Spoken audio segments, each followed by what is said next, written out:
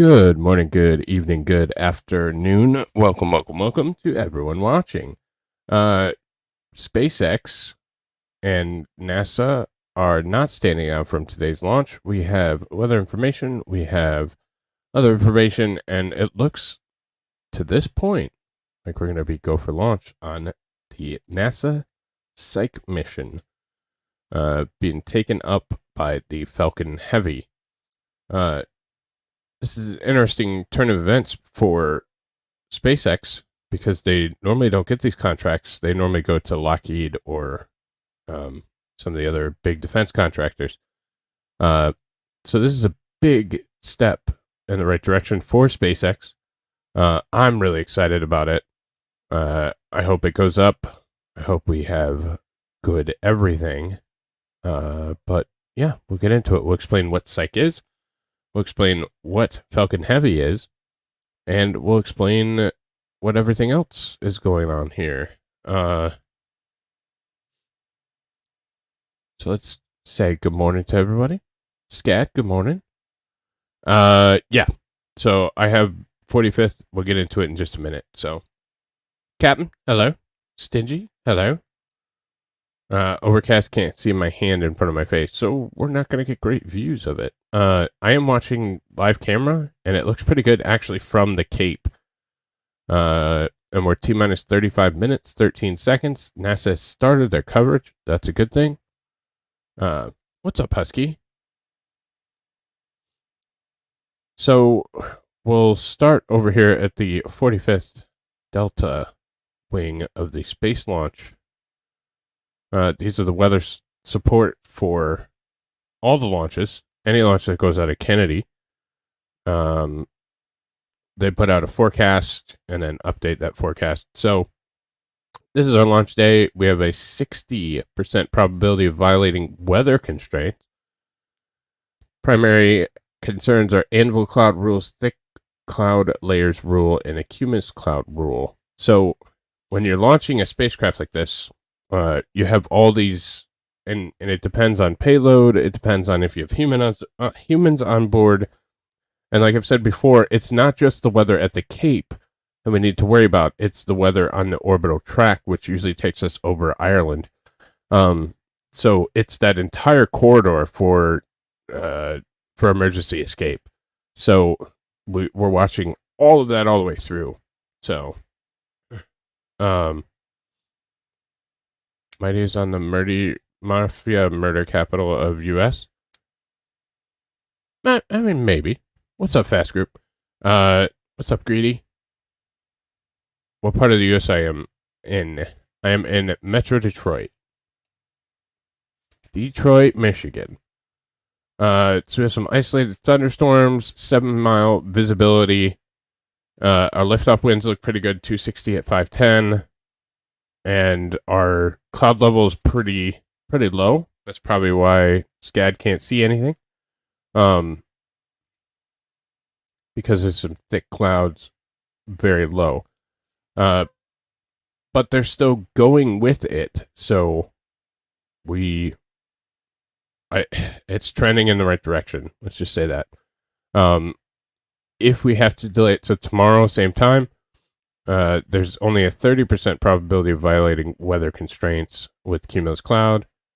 And if they decide to put it off till Sunday, I don't know if they have an orbital track opportunity on Sunday, but if they do, we just have a 5% delay. So, or a 5% probability of violating weather constraints. Now that can change, of course, changes all the time. Weather is weird.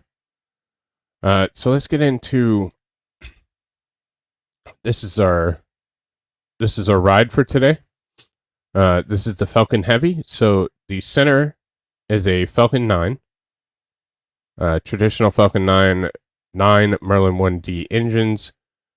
And this is the traditional core stage. So they then strap on boosters. So these are 2 additional Falcon 9s that they strap onto the side of the core. And those provide extra thrust. So instead of having 1.7 million pounds of thrust, you have 5.1 million pounds of thrust when you get them all together. So, absolutely. So we got about 5.1 million pounds of thrust, and that's going to be needed for today's mission because we have a fairly heavy payload that's going to an interplanetary transfer orbit, which takes a lot of delta V, or change in velocity. So they're going to need that to get it up there. So where are we at? So we're already verified go for propellant load. The first stage RP1 rocket good kerosene, that loading begins at T-minus 50 minutes. And just to remind you, we're at T-minus 31, T-minus 31:01. So we're well into that. And if you recall from a traditional Falcon 9, of course, we usually get that call out of about 35 minutes. So it takes about 15 additional minutes to fill all three rockets instead of just the one. The other interesting part about having something like the Falcon 9 is you have to have a roll program because your thrust is out of balance. So you have to have some kind of roll program that will stabilize flight, which all that means is a fancy, we're going to twist the rocket to make sure that the thrust is equal throughout.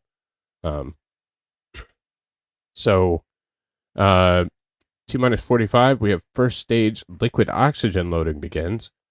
T-minus 35, they start loading that second stage. So that second stage is, so they have the inner stage, and then they have the second stage, which carries the payload into orbit and further beyond.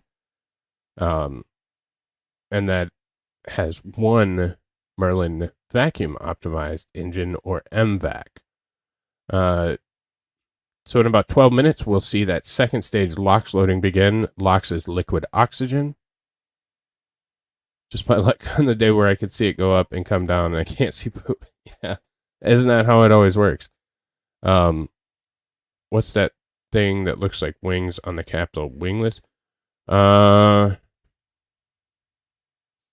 That is strong back. So this is all the strong back holding the rocket upright. So they come out horizontal, they flip it vertical using the strong back, and that will hold it in place until later on in the count. So T-minus 7, they'll begin the engine chill. So they have to chill all 27 Merlin 1T engines on the first stage and additional stage. T-minus 59 seconds, the flight computer begins final pre-launch checks. So they'll check everything out, make sure it's okay. T-minus 45 seconds is a go for launch. So no go poll. T-minus 20, they'll pressurize tanks for flight. And T-minus 6 seconds, we start engine ignition sequence. Traditionally on the traditional Falcon 9, that is a T-minus 3 seconds. So, and the pressurization is T-minus 10 seconds on a traditional flight. So, obviously we have 3, so we need a little bit more time. T-minus 0, if everything goes right, we lift off. This is kind of our mission profile here. So, we're going to start with the launch. We'll ascend. We'll hit max Q. Shortly after max Q, we'll get those booster separations. The boosters, both boosters, side boosters, are going to come back and land on LZ1 and LZ2, which are at Cape Canaveral on land. No drone ships today. We then have this core stage, or this boost stage, that will continue flight for a little bit longer. This core stage is fully expendable, so this will get dumped into the ocean. They do not recover and do not land a core stage due to constraints, and so they can get that little bit of extra boost to get it a little bit further into flight. Shortly after that, we'll get stage sep. So that second stage MVAC will start up, and it will carry the payload further into space. Then we're going to get that fairing separation as soon as we're in space, exposing the payload to the vacuum of space. And then very, very long down the road, we're going to get that payload separation, and then it will go to its orbit. Excuse me. So we have a lot more thrust, a lot more power, and we're getting there a lot quicker. So, well, not a lot quicker, but a couple seconds quicker. So T plus 1 minute and 9 seconds, we get that max Q. 225 side engine boosters cut off. 228 side boosters separate. 240 side boosters boost back burn. And then you can see the rest from here, and we'll kind of go through that as we're watching the flight. So 1 hour, 2 minutes, and 24 seconds into flight, Psyche deploys.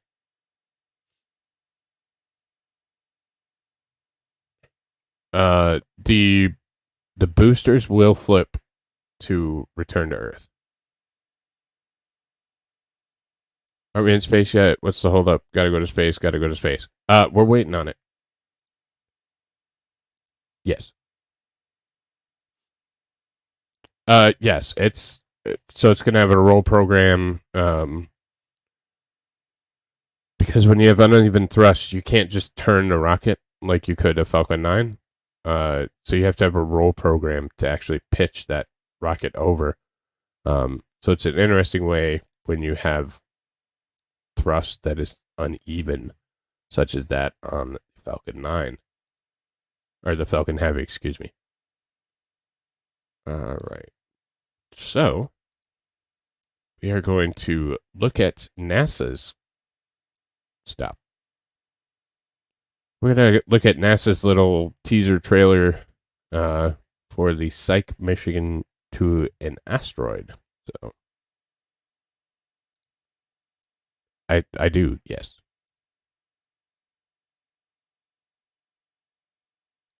It's too close from Space Corps from Portal 2. Oh. All right, so I'll look at it in a second here.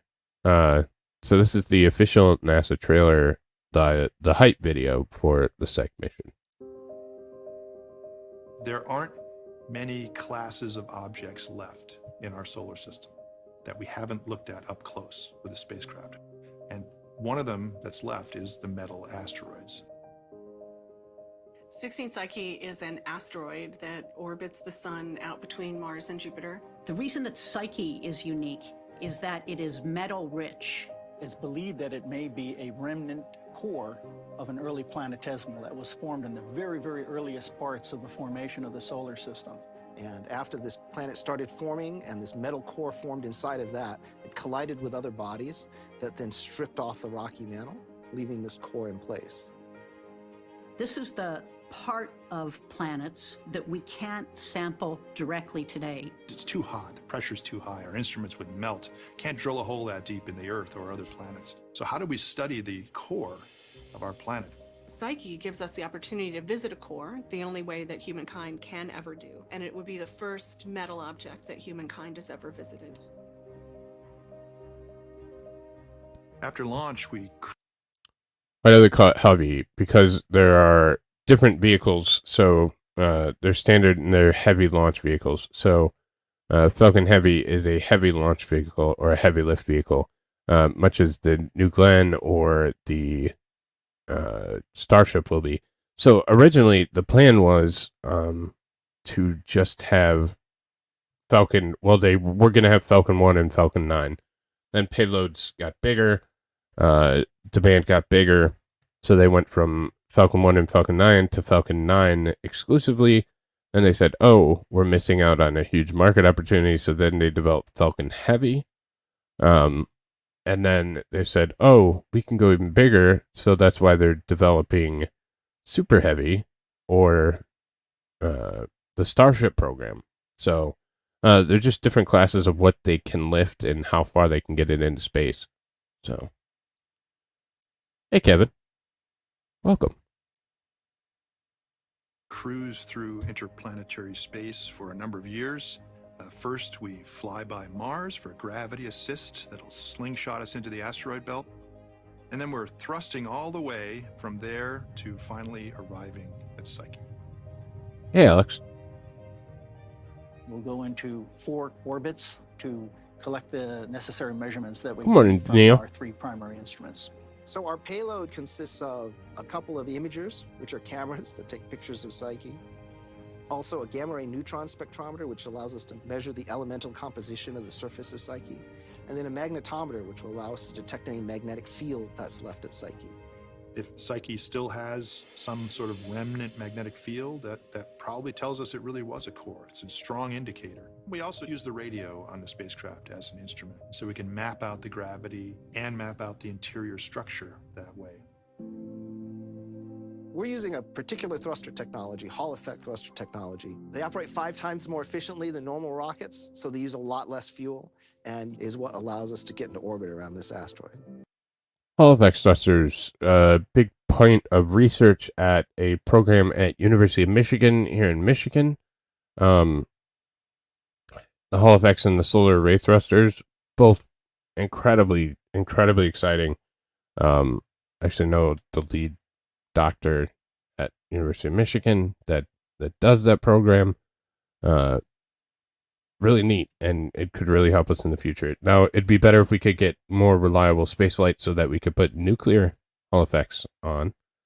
But the idea of sending a rocket up and potentially spreading nuclear fallout over a large area is, I mean, it's 23, so it might happen anyways, but yeah, so it's not something that they've been willing to do.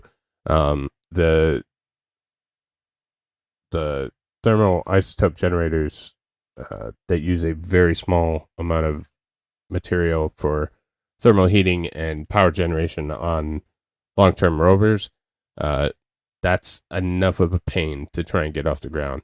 So Solar electric propulsion has been around for quite a while, and it has flown before, but we are continuing to push the boundaries. We're going to have big 5-panel fold-out solar panels that will provide the electricity for the thrusters, which use as propellant the noble gas xenon. This will be the first time that Hall effect thrusters have flown in deep space. Studying the evolution of a planetary body is a detective story. There's a magic, too, when you actually are on the launch pad and you say, we're go for launch. And you feel like singing and dancing, and you feel like throwing up at the same time. Let's go discover things about our solar system that we have no other way to do. I think that it's fundamental to who we are and also who we should be. It's an incredible opportunity to be a part of the team making that happen.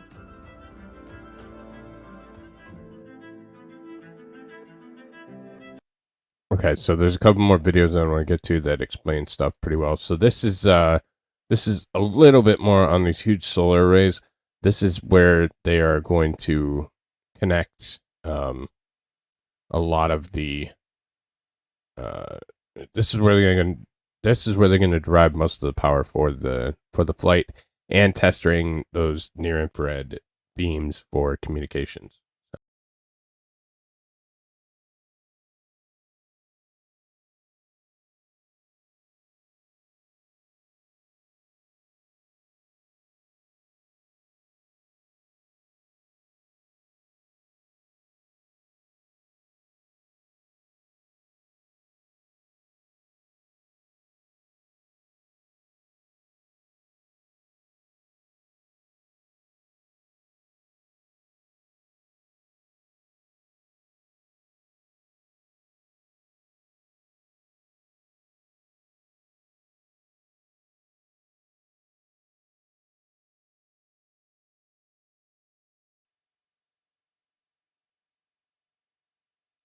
Yes, it's heavily shielded. And yes, they're going from LC-39A, which was first described as the moon port because it was the main launch pad for the Apollo program. It then was a space shuttle program launch site, and it is now owned and operated by SpaceX. So we got 2 more. This one was interesting as well. Well, actually, let's go to Psyche and spacecraft first, and then we'll finish up on that one because they're using. There's some novel science and novel ideas going on here. We're good right now. We're all greens. We're greens from 45th Delta Wing weather. We're greens from SpaceX. We are in the fueling process, and it's looking good. So, T-minus 16 minutes, 29 seconds.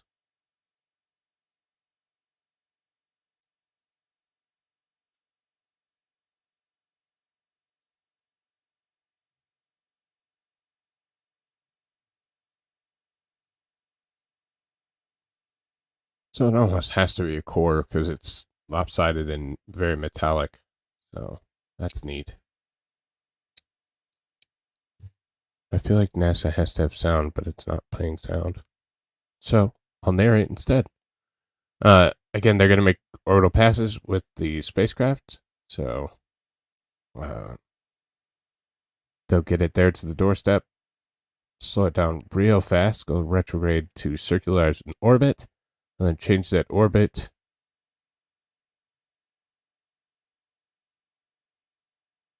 Looking good is a relative term from where I stand. I know. I mean, that makes sense. Visibility is 7 miles, so of course you wouldn't be able to see it because you're what, 15? Scat.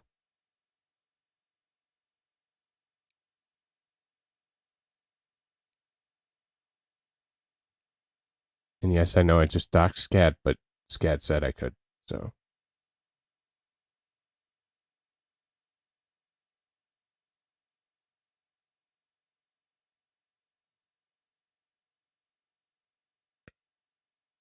TSN looks good.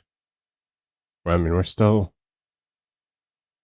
in count. We'll start seeing here once we get closer.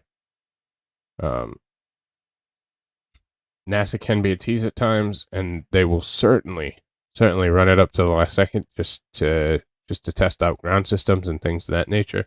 Especially since it's a first major payload flight with SpaceX. Now SpaceX has flown humans and astronauts, but not major payloads like this. Yeah, that's what I thought.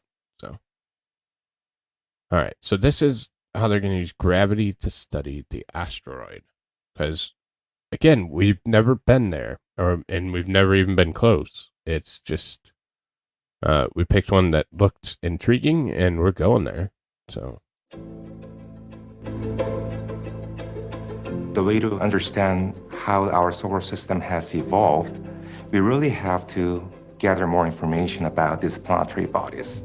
Psyche is an incredibly exciting mission to study an asteroid that is truly unique. The reason that Psyche is unique is that it is metal rich. We are seeing what we believe could be the core of a protoplanet. As the science community has become interested in Psyche, there have more observations been made, and the measurement of Psyche's density has come down over the years to something that is more dense than a rocky body, but less dense than it was before. So we don't really know what this interior structure would look like. And gravity is the way that we are going to study the inside of this. So gravity science is different than most of the other science investigations because the other science investigations build an instrument and they put that instrument on the spacecraft. The interesting thing about gravity is that we don't have a dedicated instrument to measure gravity. What we do is use the radio signal that we use to track and communicate with the spacecraft. We send our radio signals from Earth. They go up to the spacecraft, and the spacecraft takes those signals and turns them around and sends them back to us to measure exactly where the spacecraft is in relation to the asteroid as we're orbiting the asteroid. Psyche has a high gain antenna, which gives us our highest data rate to go back to Earth. And it also has several low gain antennas on the spacecraft. So using both the high gain antenna and the low gain antenna, we'll be able to accurately track the motion of Psyche spacecraft. So by accurately tracking the motion of the spacecraft, you can see something about the underlying gravity field. And once you know about the gravitational variation, then you can say something about the interior structure. We will do gravity science data collection in all 4 of the orbits. The mission has 4 orbits, A, B, C, and D. We can't just go down to the best orbit to do gravity science because we don't have enough knowledge yet of the gravity to find a stable orbit there. I designed sort of a series of steps to get us from that highest altitude orbit where we wanted to be in an orbit that was completely outside of any significant perturbations. Then we go to orbit B, and that's where we do a lot of imaging, but in addition to doing a lot of imaging, we also collect better gravity science data. But the most critical orbit is orbit C. That's where we are going to be gathering most of the critical science that we can get from gravity science.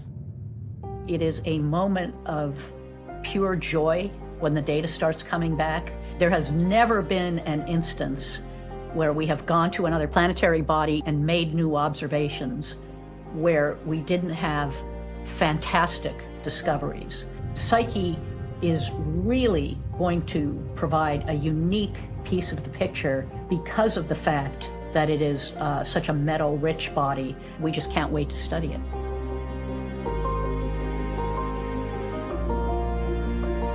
So that's interesting. I have a very interesting take on gravity and gravitational issues. I don't think gravity works out as conventionally explained, but that's for a different day. So yeah, we are T-minus 10 minutes and a great time to pick it up. So I'm going to let NASA play for just a moment. So we can catch up on what they have to say. Which weighs I'm going to just listen about into SpaceX. 6,000 pounds when fueled. That's about as heavy as a large SUV. It's made up of a body and 2 solar arrays in a cross formation. And when those solar arrays are extended, the spacecraft measures about 81 feet, or the size of a tennis court. It will be propelled by solar electric propulsion and will travel YouTube about hates me and 2.2 does it billion often miles to study the with a lot metal-rich of people. asteroid, also named Psyche. Now, Jim, you are one of the scientists behind this mission, a mission more than 10 years in the making. How are you feeling now with 9 minutes and 30 seconds to go before my launch? goodness, I have butterflies the size of pterodactyls in my stomach right now. But really, I'm thinking about the team. Yeah. Right? I'm thinking about the hundreds, the thousands of people around the world, across the country, around the world, who have worked so hard to get to this point. You know, launch is the focus of a big team effort, and I know there's lots of folks out there on pins and needles right now. Absolutely. But also, I think we're also just super confident in the team at SpaceX, the team here at Kennedy, to get us up there into space and give us a great ride. Yeah, and this mission could benefit planetary science for generations. So impactful. Absolutely. I mean, we won't get to Psyche till early 2029, right? So you think about a lot of the kids watching at home today or in school today, you know, they're going to be the researchers who start working with the data in the 2030s and beyond. And we're going to have that data set coming in for a couple of years and hopefully learn a lot about planetary cores, the Earth's core, how planets form, and all kinds of cool things like that. Jim, I really can't wait to see what you all uncover. Yes. You can't wait either. I can't wait either. Pterodactyls in your stomach. That must feel awful. And now taking us through the rest of the launch countdown are Daryl and Mick. Thank you, Jim and Megan. Appreciate all the knowledge we are getting about the Psyche Center mission core today. RP1 load is complete.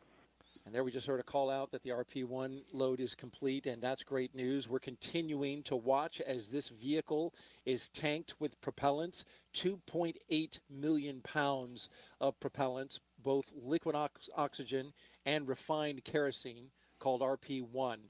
We've got a number of things that we are going to be looking at as we count down to the final minutes, Mick, and one of them is chilling the booster engines, transitioning the power to internal from shore power on the ground to internal to the rocket and the spacecraft. Yeah, absolutely. As we're tanking the launch vehicle, there's also things going on with the spacecraft, and the spacecraft team is working all of their ops, transitioning to internal power, getting ready for this morning's launch. And we just heard that they confirmed communication with the spacecraft after a short transition, and we'll verify that they're on internal power here shortly.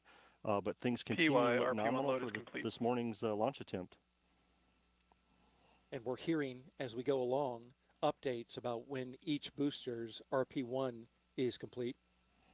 And we will also hear when their LOX is complete. We're getting now down to the final filling of the boosters. Engine chill has started. Another key milestone is to pre-chill those engines, and that's critical when you're flowing super chilled liquid oxygen into them. Yeah, we want to make sure all 27 engines are chilled to the right temperature, making sure once we get the chilled down RP1 and the densified liquid oxygen in there that things continue to work nominal from that aspect. So the team will continue to top off the LOX tanks and get ready for moving into terminal count. We're getting ready to transition to internal power, both for the spacecraft and the rocket. That's coming up in just 20 seconds. We're watching the boosters as they fill. They are close to getting complete. And why RP1 load is complete. Another booster down for RP1. Actually 3 now. So now we move to the filling of the LOX and the completion for all 3 first stage boosters.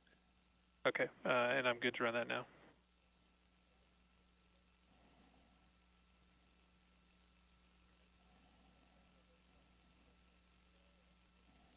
Listening in for the switch to internal power.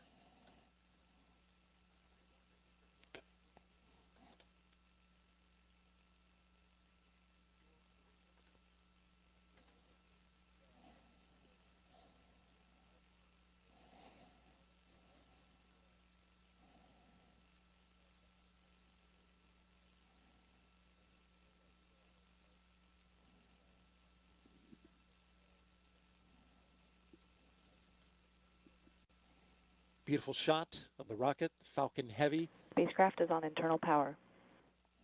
There's the confirmation. The spacecraft is now on internal power. The Psyche spacecraft that you see there encapsulated between those 2 fairing halves. Vehicle tanks are pressing for strong back retract. So there we heard the team is pressing the strong back to get ready to retract the transporter erector, or strong back as you refer to it, away from the vehicle just prior to launch. We saw a shot there at the fairing, and that structure will move here in about 10 seconds as they retract that. Things are continuing to move pretty quickly here, Daryl, as the team preps for a T0. Strong back retract has started.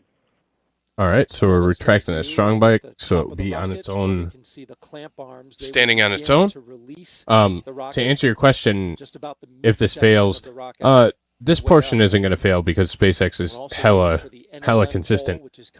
But just a few seconds, a final check with the NASA launch manager, Tim Dunn, by launch director Mike Taylor of SpaceX. Ask you for a second.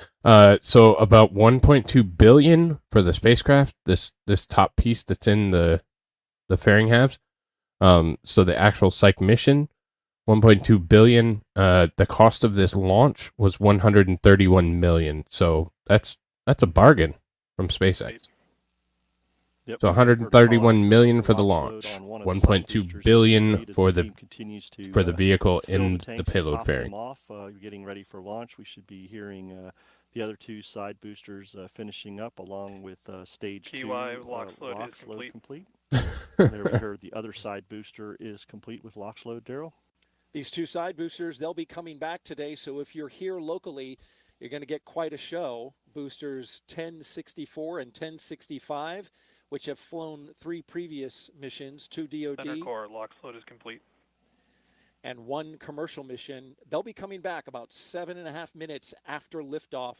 So look to the sky for that, especially that entry burn and landing burn. They'll make a sonic boom that you can't miss.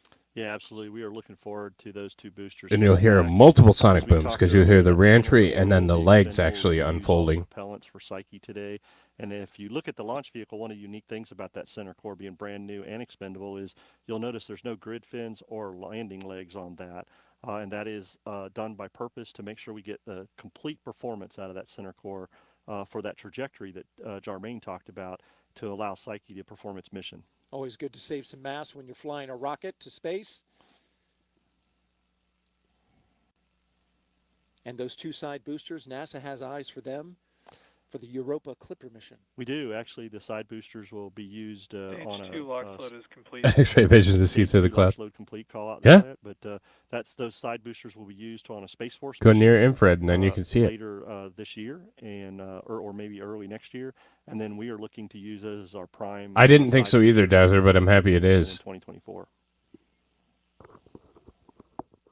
And with that call out, that stage 2 LOX is complete. So there's our Heavy is puffy now stuff completely coming out the tanked side. with 2.8 million pounds of propellants. So again, that's Getting into the completely final minutes of normal. the countdown now. T-minus 1 minute It has and this 37 incredibly seconds. super chilled liquid oxygen that's meeting with the temperatures Yeah, of close out. Florida, which is about 80 degrees right now. So you heard there the ground gas closeouts. And see So that of burst course you're going to LOX get some coming off the side of expansion. the rocket That's there. completely That is normal. emptying out the LOX That's our line puffy stuff. in the transporter erector or strongback. Exactly. If you don't like, subscribe, and become a member, it may explode. Getting down to the final minute now.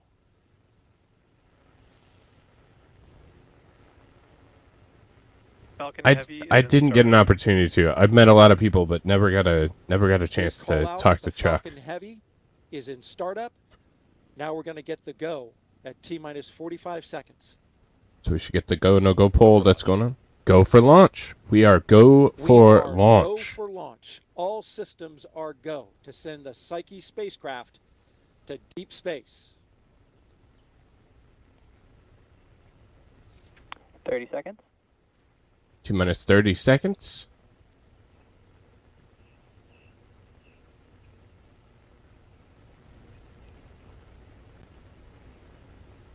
Go Psyche, go SpaceX, go 15 Falcon seconds. Heavy. And here we go with the final seconds of launch. T-minus 10, 9, 8, 7, 6, 5, 4, 3, 2, 1. Engine And we ignition. have ignition and liftoff. Liftoff. Liftoff of Falcon Heavy and Psyche on a mission to a metal asteroid in deep space to study the building blocks of our planet's inner space. Vehicles pitching downrange. M1D chamber pressure is nominal. And it's gone behind the clouds, but we have beautiful views from onboard from SpaceX. Onboard camera on the booster. Beautiful shot there as it goes through the clouds.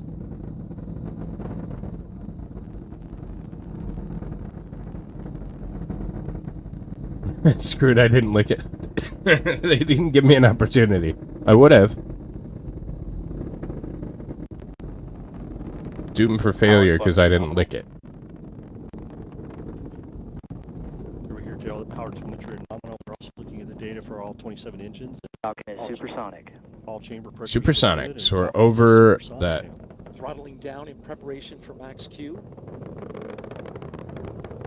I don't like how NASA doesn't have telemetry data. I might look at SpaceX and see if they have a feed. Side boosters will. So we are at max Q, maximum aerodynamic pressure on the vehicle. Go through max Q to reduce the pressures on the structure of the launch vehicle. Coming up in 30 seconds.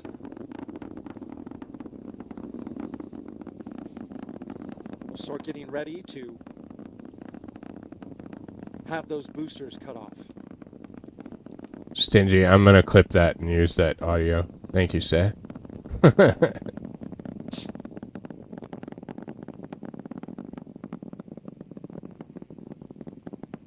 Vehicle's looking good, pitching down range. All telemetry looks really good so far, Daryl. So we see a beautiful view of the Falcon Heavy and center core and side boosters there. Data is looking really good. Nope, we have the same...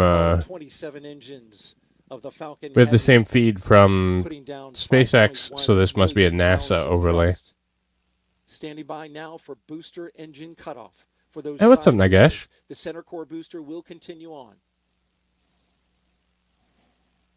It's a lot of fire, and as we get further into the atmosphere, you see that plume widening out because there's not as much atmospheric pressure to hold it all together, and it's beautiful. Confirmed. So we have boosters up. Great shot there of the side boosters coming off the rocket.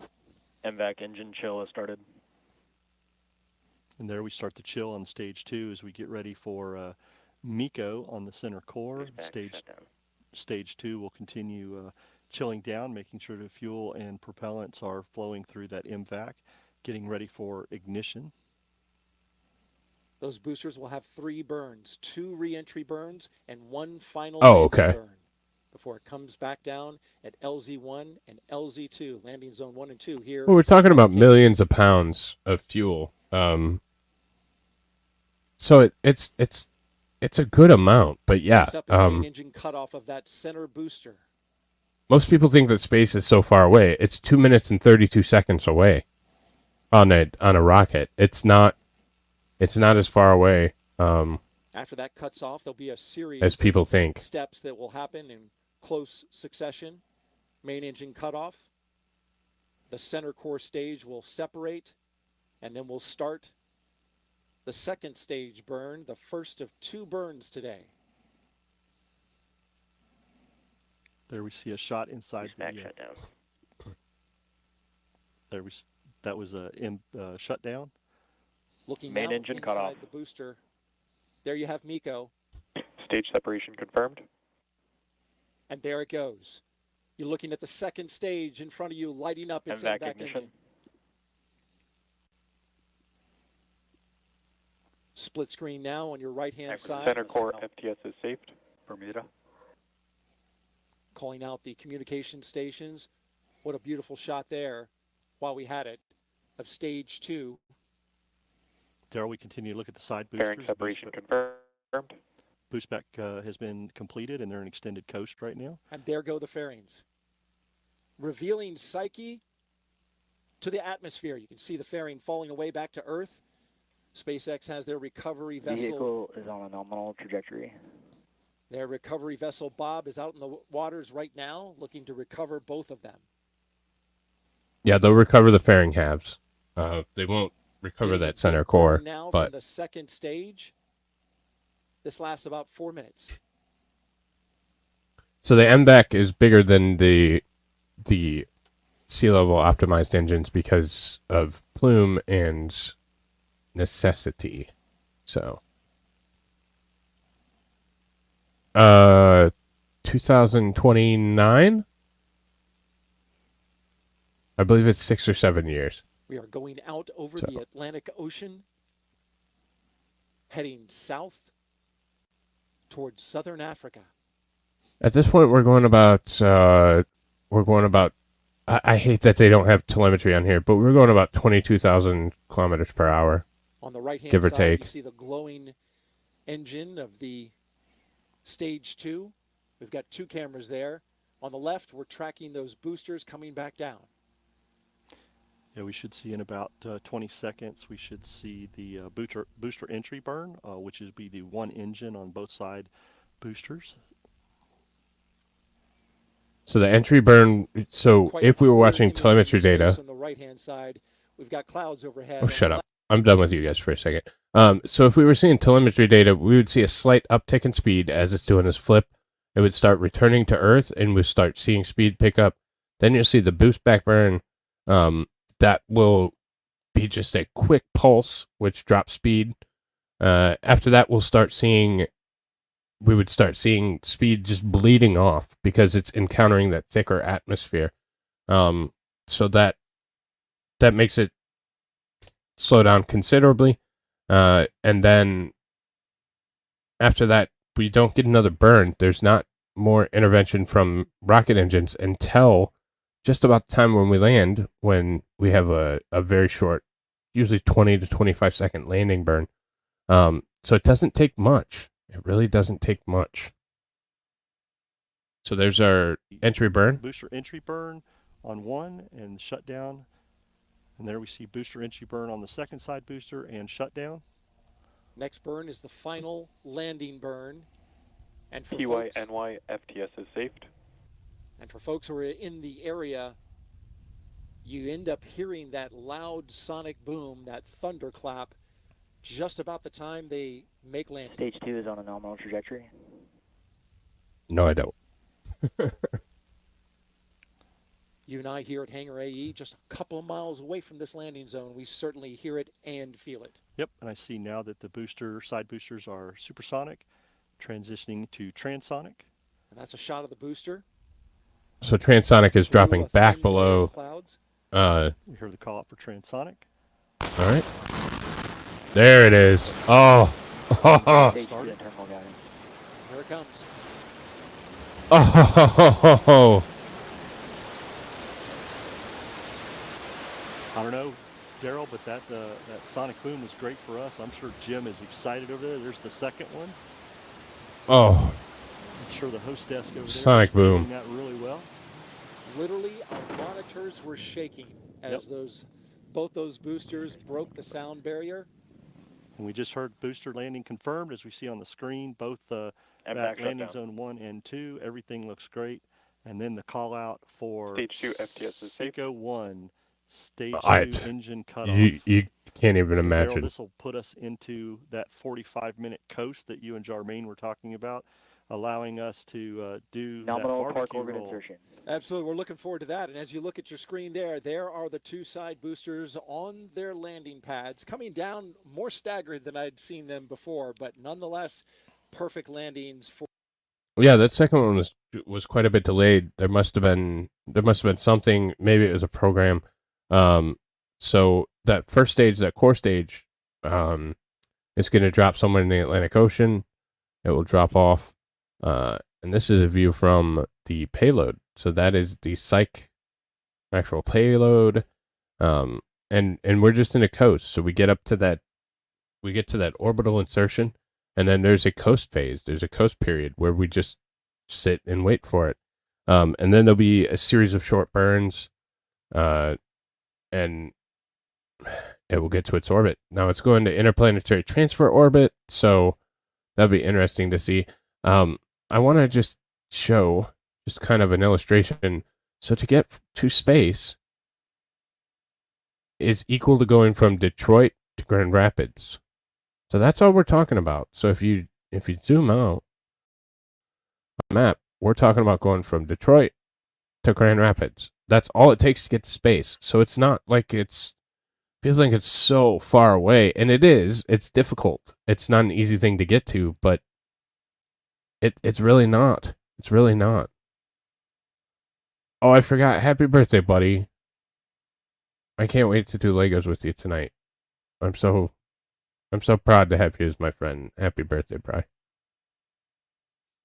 So listen to what NASA says for a second here. It is a team effort, and we're going to be collecting this data set and studying this planetary core for future generations. Really, it's going to be spectacular.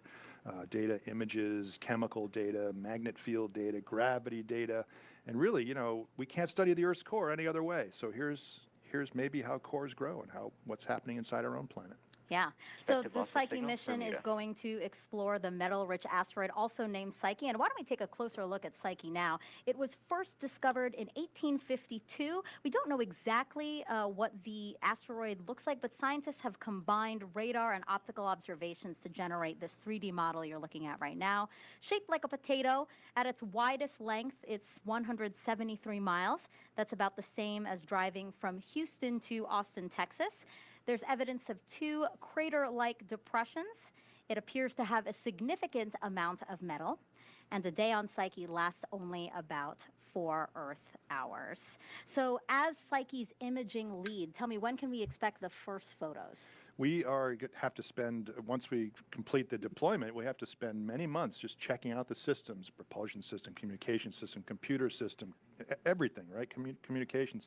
And part of that is checking out the instruments. So I think the magnetometer might get checked out first because they're trying to detect some of Earth's magnetic field before we get too far away. And then in the weeks after that, we'll be testing out the imagers, taking. So there's that orbital track. So the stage 1 boosters, they're back at the Cape. They landed on land. Stage 1 core stage, that's just going to continue until it drops in the ocean and in this general vicinity here. And then stage 2, you can see the orbital track, and that will continue to get bigger and bigger and wider until they leave the planetary orbit of the Earth. So Taking pictures of stars, calibrating the cameras, getting the geometric correction just right. Study it now up close. That's amazing. It's very exciting, right? Yeah. And the fact that we're going so far out to learn more about our home planet, I think that's Yeah, so fascinating. It is, and I love the fact that, you know, this is something we're going to share with the whole world, right? It's a point of light in the sky right now, but we're going to see it become a world as it gets bigger and bigger in the windshield as we get closer. Perfect. Now, NASA's Jet Propulsion Laboratory in California is managing this mission. I also hear you're managing a very excited crowd right there.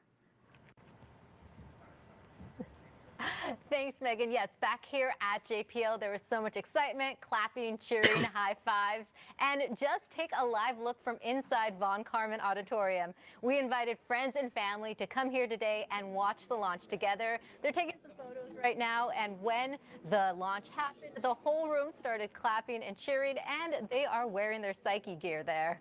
So Psyche may be off the ground, but its twin is still here on Earth. It will support testing on the spacecraft journey to a metal-rich asteroid. Psyche testbed engineer Joan Tubungbanwa joins us now to tell us about it. Thanks for joining us, Joan. Thanks, Raquel. So how would you describe Psyche's testing twin? Yeah, that's a great question. So JPL mocks up two versions. And it is located at our spacecraft assembly facility here at JPL, which is the same place where we built the Psyche spacecraft. So if there's any ground issues, they'll troubleshoot on the ground for what's going on. In fact, it's hardware that stays here, and if you look at the picture, it's connected by these snake-like wires that is designed to have the same software that the spacecraft is running with, which is also called its brain. Now, Joan, you are about to start your shift here in the mission support area. What will you be working on? Yeah, it's a super exciting time right now. The testbed is closely following behind the Psyche spacecraft as it progresses through the launch procedure. My shift begins when we first communicate to the spacecraft since liftoff, and this is done through something called commands. Now, commands are directions that we give to the spacecraft, which we tell it what to do and what kind of information that we need from it. The room will be making sure that the spacecraft is in a safe state, while the testbeds are sending the same commands and simulating the same data that we would get from the spacecraft. If anyone in the team or in the room was curious about a specific command, we would first test it on the testbed to see that we get the expected response. Lots of work ahead. Now, Joan, you're not saying goodbye just yet. Tell us what's next. Yeah, so of course I'll be celebrating a successful launch with my family, who's actually in Von Karman Auditorium right now, came all the way from New Jersey. October is also a special month because it is Filipino American History Month, and I was born in the Philippines, and so we'll be putting on an event that highlights both Psyche and our Filipino American team members. And lastly, I'll be following Psyche's journey, making sure that our test beds are operating alongside the spacecraft. Joan, thank you so much. I'm glad you were able to celebrate with your family. Megan, back to you. Filipino Joan.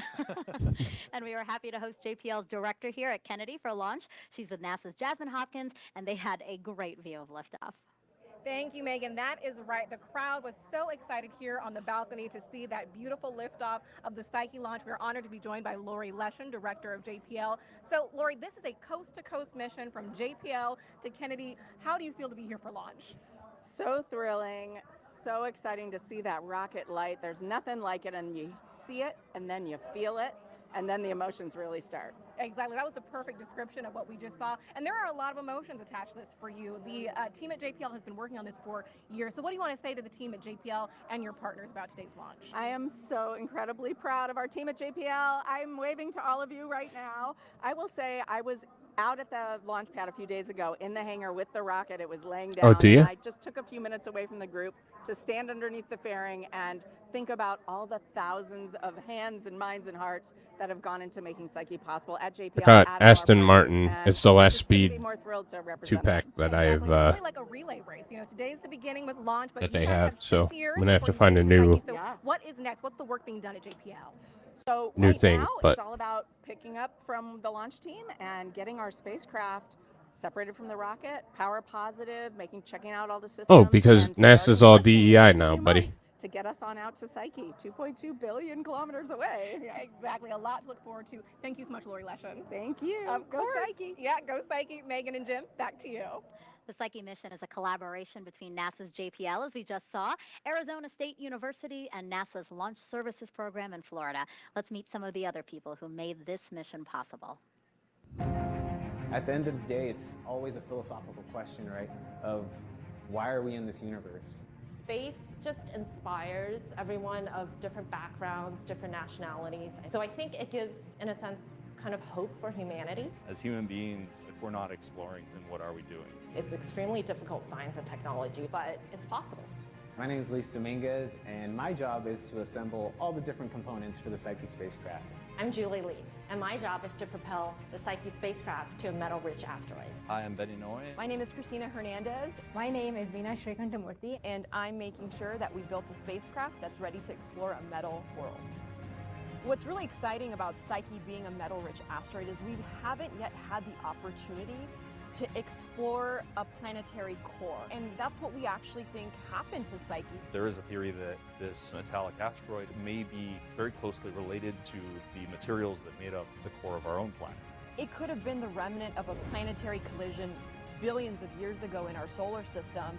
All that's left is the metal-rich remnant. Scientists hypothesize that by studying this asteroid, We think that can give us a lot more insights on what our actual planet is doing. So this is the Psyche spacecraft. We're basically looking at a spaceship that's going into space. And welcome to High Bay 2 at JPL. We pulled together all the different components that everyone's building, and so this is where we control the Psyche spacecraft. They dictate how things happen on the floor. this is where I work on the low voltage power supply for the Psyche mission. It's pretty exciting to watch something that we built with our own hands. To see something that you've spent years on. Launch and in a couple of years, Hey, what's up, reach Generals? Psyche and send back science data. We formed a really Hey, that's a good deal. The diversity of Grab me skill sets some. that each one of us in our community brought to the team to make this kind of impact to society is what inspires me to be an engineer in the space exploration sector. Now, Jim, we just heard from some of your colleagues. Tell me, what does it feel like for you to be part of this team? Oh my God, it's such an amazing team, Megan. And you saw some examples there. It's scientists working with engineers, all kinds of engineers, all over mechanical, software, communications, propulsion, power, every kind of engineering you can imagine. But it's also, we're working with managers, administrators, communications experts, educators. I mean, it's just such an amazing collection of people, a community of people that it takes to make this kind of thing happen. And I know they're all just super excited right now. Yeah, and somebody said, what inspires them? What inspired you to be a part? Okay, I don't want to listen to NASA anymore. So, highly successful launch. Again, SpaceX is incredibly reliable. They're a joy to watch. SpaceX in the news, they're getting closer, hopefully, fingers crossed, getting closer to being able to test the Starship program again. We'll see, but yeah, this was an incredibly successful flight, and hopefully will bring us very good information in the future. It's always fun to see the launch and landings. They do such a great job. It's truly impressive. But yeah, so I think that's going to be it for me today. I'll be back at some point today because I have a couple other things that I want to touch on. I'm kind of trying to see what's going to happen as far as the threats of violence that were allegedly took place today. I haven't heard anything crazy. There's some things for sure, but nothing too intense yet, thankfully. But if anything like that breaks, I will certainly bring it to you live. But yeah, I think that's going to be it for me. Exactly. Let me bring that. Hang on. Gotta find it.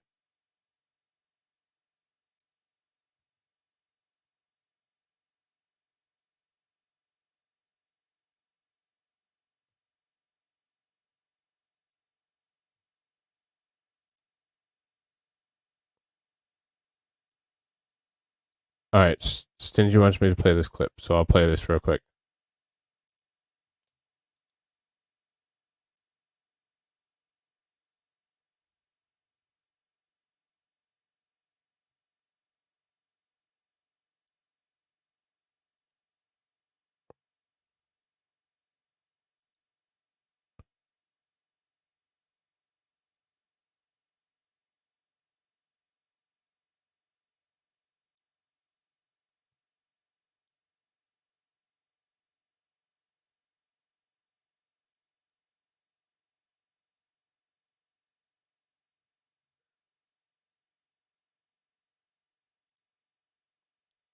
Hydrogen and oxygen, for what it's worth, are the cleanest burning fuels by far. They produce liquid water as a byproduct, but they're heavily restricted by the federal government, so it's difficult to get your hands on them. So that's why you see most of them burning a hydrocarbon-based fuel like RP1 with liquid oxygen, and SpaceX will be upcomingly burning methane, which is another carbon fuel, with their Starship vehicle. So